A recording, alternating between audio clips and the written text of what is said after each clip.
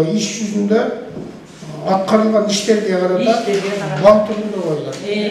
Нарын шаардык сотуна которулуп келгенине 1 айга жакын убакыт болгон Сотибек Осмоновдун айтымында өз кезегинде ротация жемишин берет. Анткени ал үчүн 1 ай аралыгында кичи мекени Чаткал районуна караганда Нарын шаарында иштөө жеңил болгондугу байкалган. Ал эми мында түзүлгөн шарттар да канааттандырарлык дейт ал. Өзүнүн туулуп өскөн аймагында иштеп, ошол жердеги таасирдүү адамдардан, башка кызматкерлерден таасиринде калган учурлар көп болгон. Телефон чалуу укугу, тааныш билиш ар кандай шектенүүлөрдү жаратып келген. Сотибек Осмонов менен бирге Нарын облусуна дагы 17 судья жаңы келген. Ар бири ар башка аймактан болсо дагы аларды бир максат, бир милдет бириктирип турат. Ал жарандардын сот системасына болгон ишенимин күчөтүү, адилеттүүлүк орнотуу. Алардын аткарып жаткан иши менен таанышуу, көңүл өйткөн маселелерин жеринде угуу үчүн Жогорку соттун төрагасы иш сапары менен Нарынга келди. Узкий болгон киши таргак болуп калса керек уже. Негизи отделде 4 киши, анан биз 3 кишини тургузууга башка кабинетке өзүнчө отуруп атабыз.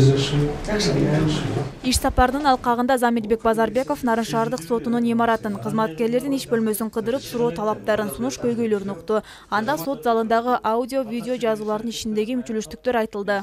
Өтө көп жолу өсүп калат да, мен эле киргенимде 6-7 жолу өстү. Андан соң төрага Нарын райондук жана Нарын облустук административдик сотунда болду. Бир коронун ичинде катарлаш жайгашкан бул эки имарат тең эскилиги жетип жаңыртууга муктаж. Административдик соттун бөлмөлөрү ным тартып, жайдын күнүдө электр жылыткычтарын колдонууга туура келет. Ал эми райондук соттун имараты тар болгондуктан сот отурумдарын өткөрүүдө маселе жаратат. Кабинеттер дагы өзүңүздөр көргөндөй үстү түшөйүн деп эле араң турат, ылдый салаңдап калган. Жазык иштер өзүнчө сот отуруму жана жарандык иштер боюнча өзүнчө сот отуруму болуш керек. Бизде болсо бир эле өзүңүздөр көргөндөй бир эле кичинекей эле сот отуруму бар. Алга дагы көп киши келгенде батпай калат. Ошон үчүн көбүнчө мындай чакан кишилерди эле киргизгенге аракет кылабыз. Мындай көйгөйлөрдү жеринен көрүп уккан Замирбек Базарбеков бул маселе башка орунда экенин, мүмкүнчүлүк жаралса жаңы имарат курулаарын айтты. Кудай буйрса, ошентип администрация президентинен жана башка бийликтерден колдоп турса, ушу имаратыңар дагы жаңырат. Белгилей кетсек, былтыр өлкөдөгү бардык Фемида өкүлдөрүнүн айлык акылары 100%га көтөрүлгөн. Ал эми быйыл 300дөн ашуун жергиликтүү соттордун судьялары алмашты. Аларга мамлекет тарабынан баатирлер да берилген. Мындай шартта иштөө гана керек. Башкысы мыйзамдуулук сакталып, элдин нааразычылыгын жаратпоо зарыл, деди Базарбеков. Эгерде далилсиз сөздөрдү айтып аткан болсо, анда алар жооп берсин. А эгерде далил болсо, ошондой пара алган болсо, ошондой ыплас иштерге барган болсо, ошондой соттордон биз тазаланышыбыз керек.